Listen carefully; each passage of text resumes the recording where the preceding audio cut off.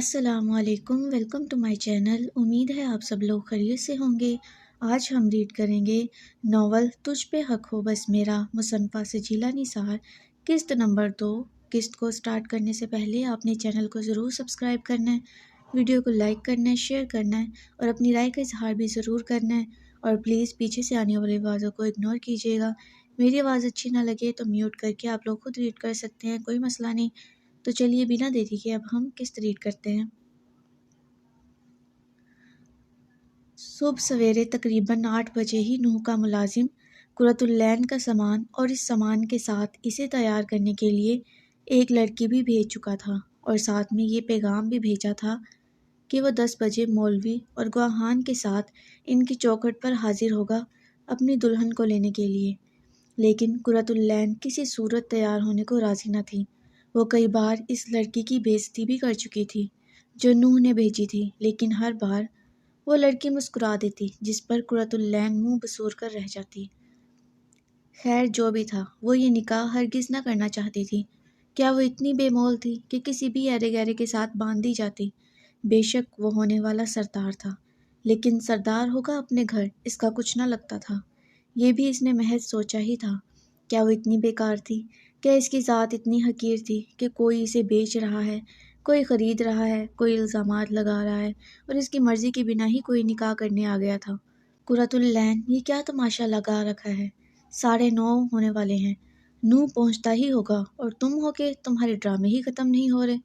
سفینہ بھی اس کے بار بار کے انکار سے تنگ آتی اس کے کمرے کا دروازہ دھڑم سے کھولتی اندر داخل ہوئی، اور قرۃ العین جو اپنی ہی سوچوں میں گم تھی کہ ایک جھٹکے سے دروازہ کھلنے پر اپنی جگہ سے اچھلی تھی اور اپنی چچی کو دیکھا جو غصے سے بھڑکی پڑی تھی۔ قرۃ العین کو حیرت ہوئی، ان کے غصے سے نہیں بلکہ ان کی تیاری دیکھ کر۔ وہ ڈارک پنک کلر کا جوڑا پہنے، میک اپ کے ساتھ اپنے سر پر موجود 4 بالوں کا ہیئر سٹائل بنائے ہوئے تھی۔ واہ غضب خدا کا، اتنی تیاری! تیار تو ایسے ہوئی ہیں جیسے نکاح میرا نہیں ان کا ہے۔ قرۃ العین جلی کڑتی خود سے بڑبڑائی تھی۔ کیا بک رہی ہے منہ میں؟ سنائی نہیں دیا؟ تیار ہو چپ چاپ۔ سفینہ بھی کو قرۃ العین کا منہ میں بڑبڑانا ہمیشہ سے ہی زہر لگتا تھا۔ میں ہرگز کسی سے بھی نکاح نہیں کروں گی، سنا آپ نے؟ قرۃ العین پوری قوت سے چلائی تھی۔ ایک زبان ہی تو تھی اس کے پاس جسے وہ کھل کر چلاتی تھی۔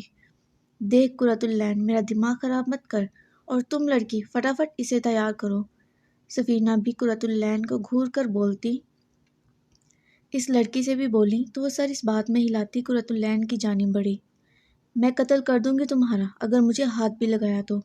قرۃ العین ایک قدم پیچھے لیتی غصے سے بولی تو جہاں وہ لڑکی اپنے قدموں کو روکے بے بسی سے اسے دیکھنے لگی تھی، وہیں سفینہ بھی کا پارا مزید ہائی ہوا، جو خطرناک تیور لیے اس کی جانب بڑھی تھی۔ تیرا تو پتہ نہیں، لیکن تم میرے ہاتھوں سے ضرور مر جاؤ گی، وہ قہر زدہ انداز میں بولتی اپنے دائیں ہاتھ کا تھپڑ اس کی گال پر جڑ چکی تھی۔ قرۃ العین نے بامشکل خود کو گرنے سے بچایا تھا کیونکہ تھپڑ کافی بھاری تھا۔ دوبارہ کہنا نہ پڑے، تیار ہو جا فٹافٹ۔ سفینہ بھی حقارت بھری نگاہوں سے اسے دیکھتی کمرے سے نکلی تھی۔ پلیز میم، مزید ضد مت کریں، وہ لڑکی قرۃ العین کا ساکت وجود دیکھتی بولی تو قرۃ العین بنا کوئی جواب دیے دھندلائی آنکھوں اور مردہ جسم کے ساتھ لکڑی کے بنے اسٹول پر بیٹھی تھی، جبکہ وہ لڑکی بھی اسے تیار کرنے لگی۔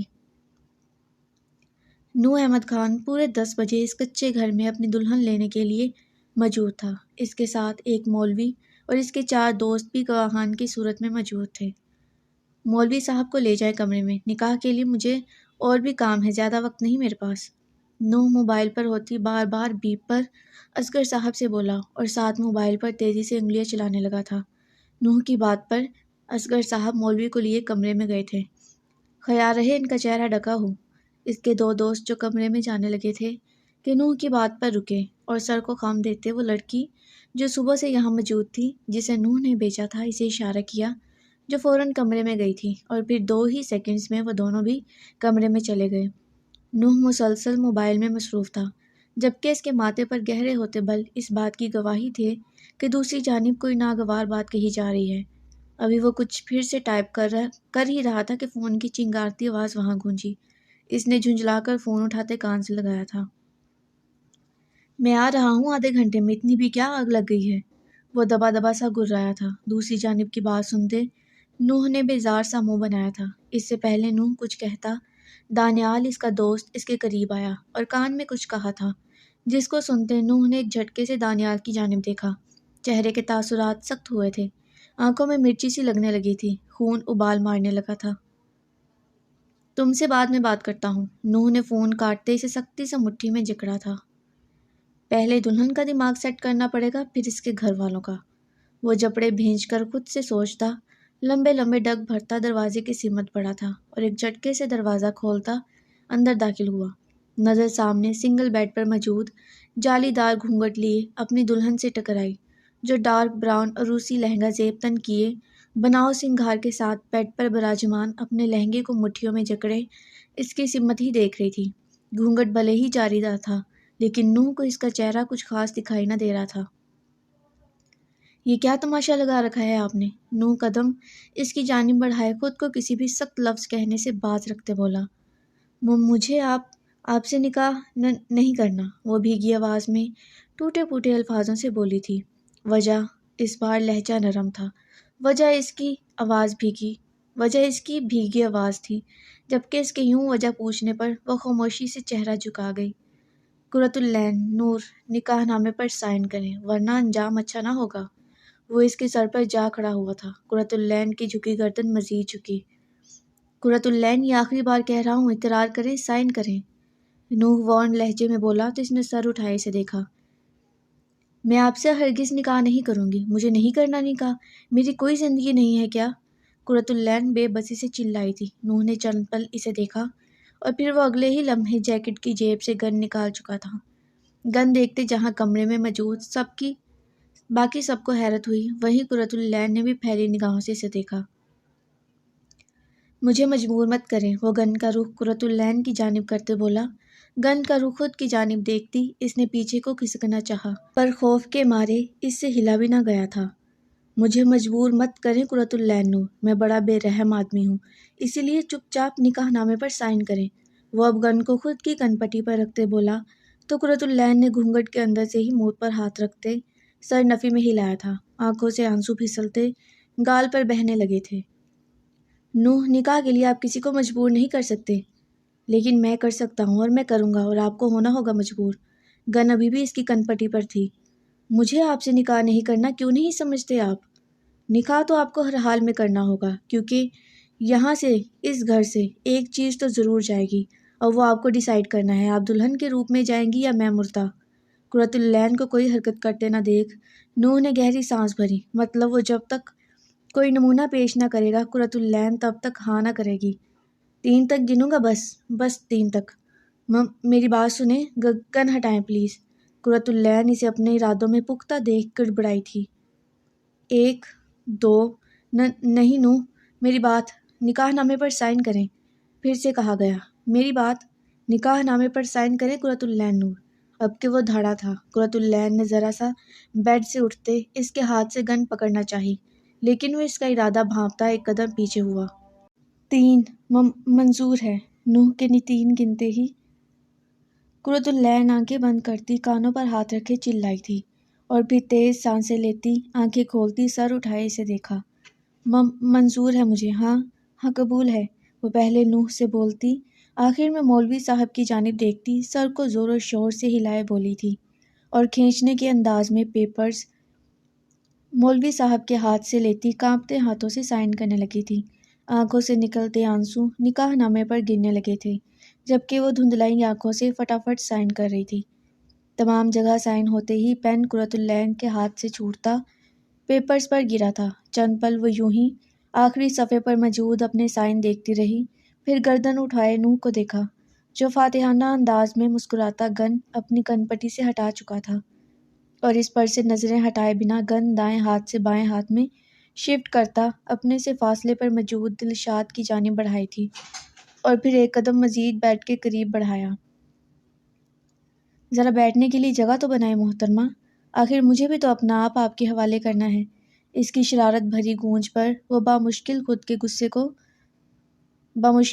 غصے کو دباتی دوسری اور کھسکی تھی۔ نوح اس کی بنائی گئی جگہ پر بیٹھتا نامحسوس انداز میں تھوڑا اس کے قریب ہوا تھا۔ قرۃ العین نے اس کے یوں قریب بیٹھنے پر تھوڑا اور دوسری جانب ہونا چاہا۔ کیونکہ بیڈ سنگل تھا تو مزید دور ہونا ناممکن تھا۔ نوح احمد خان ولد احمد خان، آپ کو قرۃ العین نور ولد امیر علی سے اللہ کو حاضر جان کر اور ان گواہان کی موجودگی میں یہ نکاح قبول ہے؟ مولوی صاحب کے الفاظوں پر اس نے گردن گھمائے اپنے ساتھ بیٹھی قرۃ العین کو دیکھا، جو جھکے سر کے ساتھ بیٹھی شاید آنسو بہا رہی تھی۔ بالکل قبول ہے، ان محترمہ کو قبول کرنے کے لیے تو یہاں آیا ہوں۔ نوح اس کے جھکے سر کو دیکھ کر بولا، پھر اپنے سامنے موجود ان پیپرز کو دیکھا اور خود بھی سر جھکائے پین اٹھایا تھا، اور پھر مزید جھکتا دل فریب مسکراہٹ کے ساتھ سائن کرنے لگا تھا۔ سائن کرنے کے بعد دعا ہوئی اور پھر نوح کے اشارے پر دانیال اور دلشاد مولوی صاحب کو لیے کمرے سے نکلے تھے۔ ان کے ساتھ وہ لڑکی بھی نکلی تھی، جبکہ اس کے چچا چچی تو پہلے سے ہی کمرے میں موجود نہ تھے۔ یہ حکم بھی نوح کا ہی تھا کہ نکاح کے وقت وہ دونوں قرۃ العین کے قریب بھٹکے بھی نہ۔ کمرے کے خالی اور دروازے کے بند ہوتے ہی قرۃ العین نے اس کے قریب سے اٹھنا چاہا، لیکن نوح نے اس کی کلائی تھامے اس کی اس کوشش کو ناکام بنایا تھا۔ کہاں جا رہی ہیں؟ سنجیدگی سے پوچھا گیا، جبکہ قرۃ العین دوسری اور چہرہ کیے اپنی کلائی چھڑانے کی تگودو کر رہی تھی۔ کچھ پوچھ رہا ہوں میں۔ اب کے لہجے میں سختی بھی در آئی تھی۔ قرۃ العین کا یوں بات کو اگنور کرنا نوح کو ایک آنکھ نہ بھایا تھا۔ میرا ہاتھ چھوڑیے۔ ہاتھ نہیں، کلائی پکڑی ہے۔ وہ ایک جھٹکے سے کلائی کھینچتا اسے خود کے روبرو کر چکا تھا۔ دونوں کے بیچ قائم شدہ فاصلہ بھی تقریباً مٹ چکا تھا۔ نوح نے دلچسپی سے گھونگھٹ سے ہلکا ہلکا سا نظر آتے چہرے کو دیکھا جو کافی قریب تھا۔ نوح سرگوشی نما انداز میں قرۃ العین کے منہ سے اس کا نام نکلا تھا۔ کہیے، جبکہ قرۃ العین سے زیادہ پراسرار آواز تو نوح کی نکلی تھی۔ قرۃ العین کو اپنا حلق تک خشک ہوتا محسوس ہوا۔ آپ مجھے چھوڑیں۔ وہ اپنے دوسرے بازو پر بھی نوح کا ہاتھ محسوس کرتی پھولی سانس کے ساتھ بولی تھی، اتنا جھنجھٹ چھوڑنے کے لیے تو نہیں ڈالا تھا۔ نوح کا ہاتھ اس کے بازو پر سرایت کرنے لگا تھا۔ قرۃ العین کی آنکھیں خود بخود بند ہوئی تھیں۔ عمر کیا ہے آپ کی؟ قرۃ العین کو نوح کی سرگوشی اپنے کان کے قریب سنائی دی تھی۔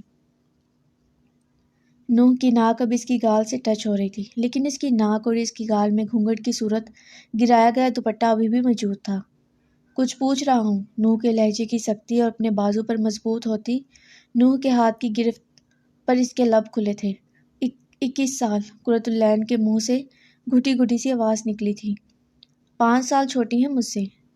اوہ، تو وہ 26 سال کا تھا۔ قرۃ العین نے من ہی من میں حساب لگایا تھا۔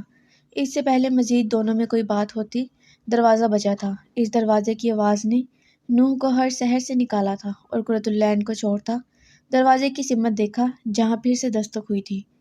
اٹھیے گا مت، وہ سنجیدگی سے بولتا اس سے تھوڑا فاصلہ بنا گیا تھا۔ تیسری بار دستک کی گئی تھی۔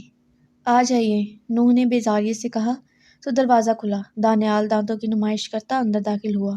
اس کے ہاتھ دعا کی صورت ایک ساتھ جڑے ہوئے تھے، جن میں کچھ تھا۔ نوح نے اسے گھورا جو ڈٹائی سے دانت دکھاتا اس کے قریب آیا اور اپنے ہاتھ اس کے سامنے کیے۔ نوح نے مزید گھورا کیونکہ اس کے ہاتھ میں چھوارے تھے۔ تیری شادی کے چھوارے ہیں۔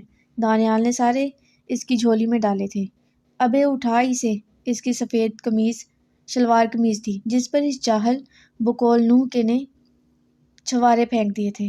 تیرے لیے منگتوں کی طرح میں دلشاد، وہاب اور سمیع سے اپنی جان پر کھیل کر لایا ہوں، اور تو ہے کہ نخرے کر رہا ہے۔ دانیال کی خفگی بھری آواز پر جہاں نوح نے اسے آنکھیں دکھائی تھیں وہیں قرۃ العین بے ساختہ مسکرائی، جو گھونگھٹ ہونے کی وجہ سے کوئی دیکھ نہ پایا تھا۔ اچھا، اگر جان پر کھیل لیا ہو تو اسے اٹھا، چلنا ہے ہمیں، کافی وقت ہو گیا ہے۔ نوح کی بات پر اس نے سر کو جھٹکتے وہ اٹھائے اور قرۃ العین کے سامنے کیے تھے۔ اس کے یوں آفر کرنے پر نوح نے نیچے سے دانیال کو پیر مارا تھا، جس کی وہ پرواہ کیے بنا اب باقاعدہ بھابھی جی کہتا دوبارہ سے صلہ مار چکا تھا۔ قرۃ العین نے سر نفی میں ہلایا تو کندھے اچکاتا کمرے سے نکلا تھا۔ چلیں، چلنا ہے۔ نوح دانیال کے جاتے ہی بیڈ سے اٹھتا بولا اور اس کی جانب ہاتھ بڑھایا تھا۔ مجھے بھی آپ کے ساتھ نہیں جانا۔ مزید کوئی بکھیڑا کھڑا مت کریے گا، اٹھیں۔ نوح کے سخت الفاظ سنتی وہ منہ بنائے اپنا لہنگا سنبھالتی خود ہی اٹھی تھی، لیکن نوح کے بڑے ہاتھ کو اگنور کرتی اپنا بدلہ اتارنا نہ بھولی تھی، جبکہ نوح نے ہونٹ بھینجے اپنے بڑے ہاتھ کی مٹھی بنائی تھی اور پھر دونوں ہاتھوں سے اس کے دونوں بازو تھامتا مزید اس کے قریب ہوا کہ قرۃ العین کو اپنی پشت اس کے سینے سے ٹکراتی محسوس ہوئی۔ جوتی پہنتی وہ تھمی تھی۔ نوح پیچھے سے ہی اس کے کان کے قریب جھکا۔ دیکھ لوں گا آپ کو۔ اس سرگوشی پر قرۃ العین نے اپنی آنکھوں کو سختی سے میچا تھا۔ مجھے چچا جان اور چچی سے ملنا ہے، وہ بند آنکھوں سے ہی بولی تھی۔ اس کی ضرورت نہیں، آپ کے حصے کا ذرا تسلی سے میں ملوں گا۔ وہ ایک جھٹکے سے اسے چھوڑتا تیز قدم لیتا کمرے سے نکلا تھا۔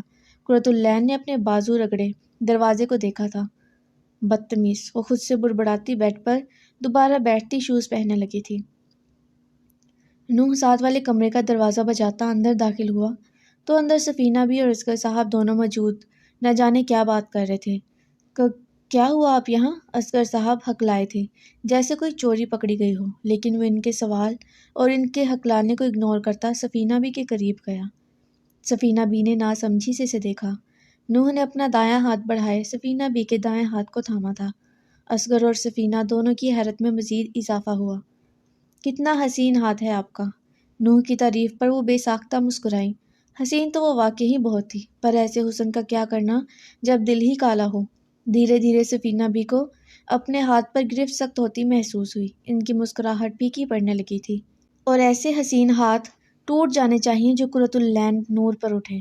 وہ ایک جھٹکے سے ان کا ہاتھ مروڑتے بولا۔ درد کے باعث اس سے پہلے سفینہ بی کی چیخ نکلتی، نوح نے اپنے بائیں ہاتھ میں موجود رومال اس کے منہ پر رکھا تھا۔ خبردار، خبردار، جو آواز بھی نکلی تو سچ میں توڑ دوں گا۔ وہ اپنے ہاتھ میں موجود ان کا ہاتھ جھٹکتے بولا۔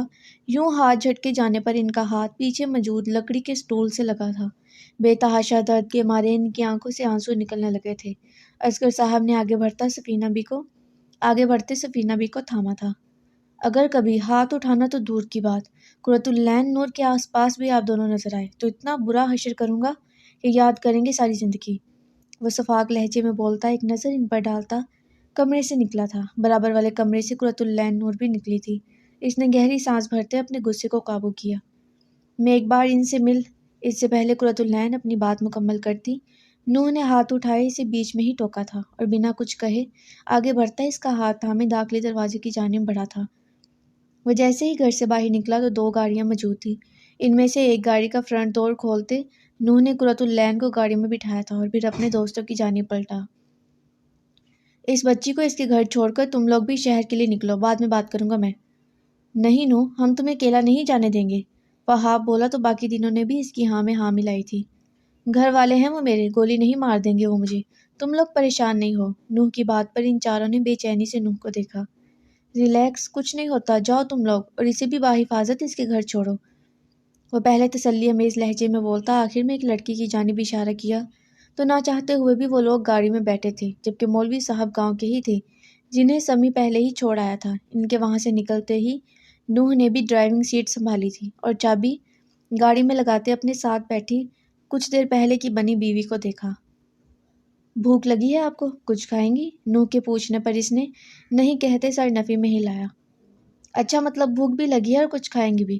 وہ گاڑی سٹارٹ کرتے بولا تو قرۃ العین نے بنا جواب دیے دوسری اور چہرہ کیے اپنے گھر کو دیکھا تھا، لیکن اگلے ہی لمحے شیشہ بند ہونے پر اس نے گردن گھمائے نوح کو دیکھا جو مسکراہٹ دبائے گاڑی اس کچی سڑک پر ڈال چکا تھا۔ پھر اپنی سیٹ کے قریب پڑے سفید شاپر میں موجود سینڈوچ نکالتے اس نے قرۃ العین کی جانب بڑھایا۔ نہیں کھانا مجھے اور دوبارہ پوچھے گا بھی مت، وہ تڑپ کر جواب دیتی سر پیچھے پشت سے ٹکائے آنکھیں موند گئی تھی۔ نوح کے ہاتھ کی گرفت اسٹیئرنگ پر مضبوط ہوئی تھی۔ اس نے ایک غصیلی نگاہ اس پر ڈالے، غصے سے وہ سینڈوچ پچھلی سیٹ پر پھینکا تھا۔ اس کے اس عمل سے قرۃ العین کو کوئی نوٹس نہ لیتے دیکھ اس کے غصے کو مزید ہوا ملی تھی۔ آپ کا یہ چھوٹا سا دماغ گھر جا کر سیٹ کروں گا، وہ من ہی من میں خود سے سوچتا گاڑی کی سپیڈ مزید بڑھا گیا تھا۔ ان کا گھر زیادہ دور نہ تھا، گاؤں چھوٹا سا تھا، زیادہ سے زیادہ بس 5-7 منٹ ہی لگنے تھے۔ نوح کا گھر گاؤں کے شروع میں جبکہ قرۃ العین کا گھر گاؤں کے بالکل آخر میں موجود تھا۔ احمد صاحب لاؤنج میں کب سے ٹہل رہے تھے، جبکہ ٹہلنے کے دوران لمحہ بھر رکتے دروازے کی سمت بھی دیکھ لیتے، لیکن آنکھیں جس کے منتظر تھی وہ آنے کا نام ہی نہیں لے رہا تھا۔ یہ نوح کہاں غائب ہے؟ کون سی میناکاری کر رہا ہے جو کل سے گھر میں داخل نہیں ہوا؟ کل ایک نیا فساد برپا کرتا خود غائب ہے اور ہم یہاں الگ مصیبت میں ہیں۔ احمد صاحب چکر کاٹتے جب تھک گئے تو جھنجھلائے سے بھڑکے تھے۔ وہ کل سے اب تک ٹکے ٹکے کے انسان کی باتیں سن چکا تھا، بھڑکنا بنتا بھی تھا، جبکہ لاؤنج میں موجود باقی کے تمام نفوس فی الوقت خاموشی اختیار کیے ہوئے تھے۔ دستگیر، میں تم سے مخاطب ہوں۔ احمد صاحب دستگیر کو یوں موبائل میں گھسے دیکھ چباتے ہوئے بولے تو اس نے موبائل سے سر اٹھائے احمد صاحب کو دیکھا، جو کسی بھی وقت غصے سے پھٹ سکتے تھے۔ نو، مجھے کچھ بھی بتا کر نہیں گئے، نہ ہی میں جانتا ہوں، اس نے سنجیدگی سے جواب دیا۔ ناممکن بات ہے کہ تمہیں کچھ پتہ نہ ہو۔ میں شرط لگانے کو تیار ہوں کہ تم جانتے ہو نو کہاں ہے۔ استغفر اللہ۔ ان کی شرط لگانے والی بات پر دستگیر منہ میں بڑبڑاتا واپس موبائل پر نظریں گاڑ گیا تھا۔ میں آگ لگا دوں گا تمہارے اس فون کو، جواب دو مجھے۔ میں نے بتایا کہ میں نہیں جانتا۔ ٹھیک ہے، اگر تم نہیں جانتے تو دانیال، وہاب، دلشاد یا سمی کو کال کرو، انہیں پتہ ہوگا۔ احمد صاحب کسی صورت ٹلنے کو تیار نہ تھے۔ دستگیر نے ٹھنڈی آہ بھری۔ ریچارج نہیں میرے فون میں۔ ایک نیا جھوٹ تھا جس نے نوح کی خاطر بولا تھا۔ جھوٹا انسان، تم اتنے جھوٹ بولتے ہو نا دستگیر کہ مجھے لگتا ہے تم مٹی سے نہیں بلکہ جھوٹوں سے بنے ہو۔ احمد صاحب فون اپنی قمیض کی جیب سے نکالتے بولے تو اس نے سر جھٹکا جیسے کوئی فرق نہ پڑتا ہو۔ سب خبیثوں کے نمبر بند ہیں۔ کچھ توقف کے بعد احمد صاحب کی پھر سے آواز گونجی تھی۔ آواز میں غصے کی مقدار بڑی تھی اور یہ تمام غصہ جلد یا بدیر نوح پر اترنے والا تھا۔ نوح فون نہیں اٹھا رہا اور ان چاروں کے نمبر بند ہیں۔ بیگم، دیکھ لو اپنے بچے کی کرتوت، ہمیں کہیں منہ دکھانے قابل تو اس نے چھوڑا نہیں، اب کم از کم اپنی شکل تو دکھائے۔ بار بار ٹرائی کے بعد بھی سیم رسپانس ملنے پر احمد صاحب عدیلہ بیگم سے بولے جو خود پریشان سی صوفے پر بیٹھی تھی۔ اس سے پہلے کوئی کچھ کہتا یا احمد صاحب مزید نوح کی شان میں قصیدے پڑھتے کہ داخلی دروازہ کھلا تھا۔ نمودار ہونے والی شخصیت نوح احمد خان کی تھی۔ اسے دیکھتے دستگیر کے علاوہ سبھی اپنی اپنی جگہ سے اٹھے تھے اور احمد صاحب جو پہلے ہی لاؤنج کے بیچوں بیچ کھڑے تھے فوراً سے نوح کی جانب قدم بڑھائے۔ کہاں تھے تم نوح؟ ایک فساد برپا کرنے کے بعد خود کہاں دفع؟ اس سے پہلے وہ مزید غصے میں کچھ کہتے کہ اس کے پیچھے اندر داخل ہونے والی عروسی لہنگے میں موجود دلہن کو دیکھتے ان کی زبان کو خود بخود بریک لگی تھی۔ وہ گھونگھٹ کے باوجود پہچان گئے تھے کہ اس کے ساتھ کون موجود تھی۔ یہ یہاں کیا کر رہی ہے اور اس لباس میں تمہارے ساتھ کیوں موجود ہے؟ احمد صاحب نے قرۃ العین کی جانب اشارہ کرتے نوح سے پوچھا۔ باقی سب کی نظریں بھی نوح کے بالکل پیچھے موجود دلہن پر گئیں۔ دستگیر نے بھی تھوڑا سا ٹیڑھا ہوتے دروازے کی جانب دیکھا، پھر واپس کندھے اچکاتا فون کو روٹیٹ کیے گیم کھیلنے میں مشغول ہو گیا تھا۔ بھلا اس کا کیا لینا دینا؟ نوح، میں نے کچھ پوچھا ہے؟ اس کی خاموشی پر احمد صاحب کو طیش ہی تو آیا تھا۔ بابا بس کر دیں، یہ نہیں سوچا کہ کل کا تھکا ہارا گیا اب واپس آیا ہوں، ساتھ میں بیوی ہے میری، کوئی پانی جوس وغیرہ ہی پوچھ لیں۔ وہ اپنی ابھرتی شیطانی مسکراہٹ کو دبائے خود کو بیزار سا ظاہر کر کے بولتا ان کے سروں پر بم گرا گیا تھا۔ دستگیر کے علاوہ سب نے آنکھیں پھاڑے اسے دیکھا تھا۔ کیا مطلب بیوی؟ نکاح کر لیا تم نے اس سے؟ ہوش میں تو ہو، کیا کہہ رہے ہو؟ احمد صاحب صدمے کی حالت سے دو چار ہوئے بولے تھے۔ پانی لے کر آئے کوئی؟ نوح ان کی بات سرے سے اگنور کرتا بلند آواز میں بولا تھا۔ کیا پانی؟ زہر دو اسے، زہر پیے یہ پانی کی جگہ۔ خدا کا خوف کریں بابا، کیوں کچھ گھنٹوں پہلے بنی میری بیوی کو بیوہ کرنا چاہتے ہیں؟ نوح نے پھر سے احمد صاحب کی بات کو ہوا میں اڑایا تھا۔ میں تو تمہارے جیتے جی اس کا حال کسی بیوہ جیسا کر دوں گا، میں اس کا حشر نشر کر دوں گا۔ احمد صاحب طیش میں بولتے اس کی جانب بڑھے، لیکن نوح بیچ میں کسی دیوار کی مانند حائل ہوا تھا۔ خبردار بابا، اگر کسی نے انہیں ہاتھ بھی لگایا تو۔ بیوی ہے میری، نوح احمد خان کی بیوی، اور نوح احمد خان ان کی جانب بڑھا، ہر ہاتھ کاٹ دے گا۔ نوح کے الفاظ تھے، یہ کیا تھا؟ احمد صاحب کے قدم لڑکھڑائے تھے۔ قرۃ العین نے بھی حیرت سے نوح کی پشت دیکھی۔ آخر وہ نوح کی تھی ہی کیا؟ آخر وہ کون تھی جس کی خاطر وہ پورے گاؤں کے بعد اب اپنے باپ کے روبرو تھا؟ نوح، تم اپنے باپ کا ہاتھ کاٹو گے؟ نوح، تم اپنے باپ کے ساتھ ایسا کرو گے؟ نوح، میں ہوں احمد خان، ہوں تمہارا باپ، تم میرے ساتھ؟ وہ خود کی جانب اشارہ کر کے بولتے آخر میں رکے تھے۔ لہجے میں بس افسوس ہی افسوس تھا۔ نوح کے دل کو بھی کچھ ہوا تھا۔ اس نے چہرہ جھکایا تھا، لیکن اگر وہ قرۃ العین کے لیے آج سٹینڈ نہ لے گا تو یہ دنیا قرۃ العین کو کیا کسی عورت کو جینے نہ دے گی۔ یہ معاشرہ مردوں کا تھا، عورتیں تو صرف غلام کہلائی گئی تھی۔ بے شک وہ اس کا باپ تھا، بڑا عظیم درجہ تھا ان کا، لیکن عورت کا مقام بھی رب نے بڑا اعلیٰ رکھا تھا، اور وہ اپنے رب کی جانب سے بخشے گئے اس اعلیٰ مقام کی توہین تو نہیں کر سکتا تھا۔ تم اس کے لیے اپنے باپ کے روبرو ہو، اس بدکار عورت کے لیے، وہ چلائے تھے۔ انہیں رہ رہ کر نوح کی بات پر طیش آ رہا تھا۔ بس کر دے بابا، سوچ سمجھ کر الفاظوں کا چناؤ کریں۔ بدکار لفظ قرۃ العین کے لیے ہرگز استعمال مت کریے گا۔ بدکار کو بدکار ہی کہا جائے گا۔ تو یہ بدکار کہلائی کس کے باعث ہے؟ آپ کے بیٹے کے ہی باعث ہی۔ نوح کی آواز ابھی بھی بلند تھی۔ دستگیر نے موبائل سے نظریں ہٹائے سامنے نوح اور احمد خان کو دیکھا، جو تکرار میں مصروف تھے، پھر دائیں ہاتھ میں تھامی 50 والی چاکلیٹ کی بائٹ لی تھی اور واپس سر جھکائے گیم کھیلنے لگا۔ ایسی عورتوں کی اس معاشرے میں کوئی جگہ نہیں۔ پہلی بات تو یہ کہ قرۃ العین بے قصور ہے، الزام ہے اس پر، بہتان ہے۔ ویسے تو آپ سب کو ثابت کرنے کی مجھے کوئی ضرورت نہیں، لیکن اگر موڈ بنا تو ثابت کر دوں گا۔ وہ بولتے بولتے رکا۔ قرۃ العین کی آنکھوں کی نمی گال پر پھسلی تھی۔ ہر جانب اس کی ذات کی ہی تذلیل تھی۔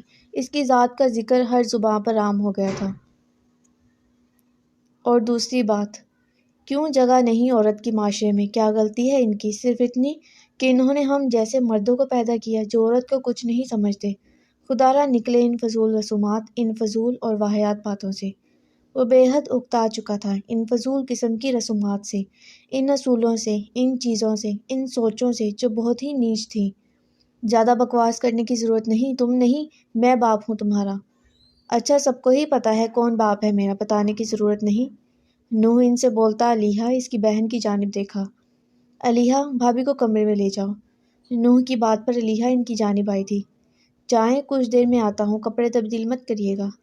نوح پلٹ کر قرۃ العین کی جانب جھکتے سرگوشانہ انداز میں بولا تھا۔ کہہ تو ایسے رہے ہیں جیسے کپڑوں کے انبار ہیں یہاں میرے پاس، جو تبدیل کر لوں گی۔ وہ من ہی من میں سوچتی لہنگے کو دونوں اطراف سے تھامے علیحہ کے ساتھ سیڑھیوں کی جانب بڑھ گئی تھی۔ تمہیں لگتا ہے میں اس کم ذات کو یہاں ٹکنے دوں گا؟ ان کے آئیبرو چکا کر پوچھنے پر نوح نے 2 قدم ان کی جانب بڑھائے تھے۔ چہرے کے تاثرات بالکل سپاٹ تھے۔ بابا، مجھے ادب کے دائرے سے نکلنے پر مجبور مت کریں اور ان الفاظوں کا استعمال صحیح کریں، ورنہ آپ اچھے سے جانتے ہیں کتنی کتی چیز ہوں میں۔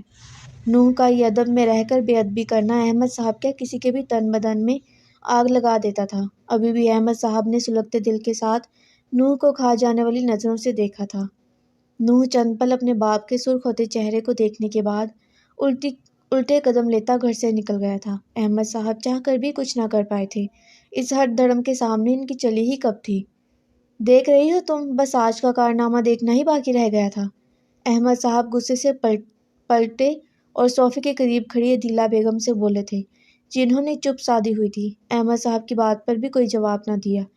اور تم جانتے تھے نا کہ نوح نکاح کر رہا ہے؟ احمد کی توپوں کا رخ اب دستگیر کی جانب ہوا تھا۔ نہیں، میں نہیں جانتا تھا۔ جھوٹ بول رہے ہو میرے ساتھ؟ اس کے بار بار کے جھوٹ پر احمد صاحب کا غصہ پھر سے 7ویں آسمان کو پہنچا تھا۔ جب پتہ ہے تو کیوں پوچھ رہے ہیں؟ وہ بیزار سا بولتا قمیض کی جیب سے ہینڈ فری نکالتا دونوں کانوں میں لگا چکا تھا۔ دستگیر کا یہ عمل احمد صاحب کو اپنے بس سے باہر کر چکا تھا۔ مذاق سمجھا ہوا ہے تم دونوں نے؟ وہ دھاڑتے ہوئے بولے اور آگے بڑھتے اس کے ہاتھ سے موبائل کھینچنے کے انداز میں لیتے زمین پر پٹک چکے تھے۔ یوں موبائل کے زمین بوس ہونے پر دستگیر کا تو دل گردہ ہل کر رہ گیا تھا۔ وہ ایک جھٹکے سے صوفے سے اٹھا تھا اور فرش پر مردہ ہوئے اپنے موبائل کو اٹھایا، جس کی اسکرین چکنا چور ہو گئی تھی۔ موبائل بھی بند ہو گیا تھا۔ بابا یار بس کر دیں، کیا چاہتے ہیں؟ وہ موبائل کے بے حال ہوئے حال کو دیکھتا تقریباً چلایا تھا۔ اب باری احمد صاحب کی تھی، جنہوں نے اطمینان سے اس کا چلانا اگنور کیا تھا اور ایسے کھڑے تھے جیسے کہنا چاہتے ہوں کہ جیسا کرو گے ویسا بھرو گے۔ میرا فون جان تھا میرا۔ وہ فون کو آن کرنے کی کوشش کرتے بولا اور پھر پیر پٹکتا دروازے کی سمت گیا تھا، جہاں نوح دونوں ہاتھ پشت پر باندھے کھڑا تھا۔ یقیناً وہ ابھی کی ہوئی ساری کارروائی دیکھ چکا تھا۔ دستگیر غصے سے کھولتا ایک نظر نوح پر ڈالے اس کے پاس سے گزرتا باہر نکل گیا تھا۔ نوح بھی اس کے پیچھے ہی لپکا۔ احمد صاحب سر جھٹکتے صوفے پر بیٹھے تھے، جبکہ ان سب میں عدیلہ بیگم بالکل خاموش تھی۔ انہوں نے ایک لفظ بھی زبان سے ادا نہ کیا تھا۔ جی تو کیسی لگی دوسری قسط؟ امید ہے آپ کو پسند آئی ہوگی۔ اپنی رائے کا اظہار آپ ضرور کیجیے گا، اور ویڈیو کو لائک کیجیے گا، شیئر کیجیے گا، اور اگر کوئی پی ڈی ایف اس کا حاصل کرنا چاہتا ہے، مطلب میں آپ کو بتاتی ہوں کہ اس کا جو ہے نا کمپلیٹ پی ڈی ایف، یہ کمپلیٹ ناول میں نے لکھ رکھا ہے پہلے ہی، اس کا کمپلیٹ پی ڈی ایف میرے پاس موجود ہے۔ آپ لوگ جیسے ہی پیمنٹ کریں گے ویسے ہی آپ کو قیمت اس کی صرف 200 روپے ہے، ہاں اتنی، اچھا خیر، جیسے ہی آپ پیمنٹ کریں گے ویسے ہی آپ کو مل جائے گا P D F complete novel کا، ٹھیک ہے؟ اور اپنی رائے کا اظہار کیجیے گا۔ اللہ حافظ۔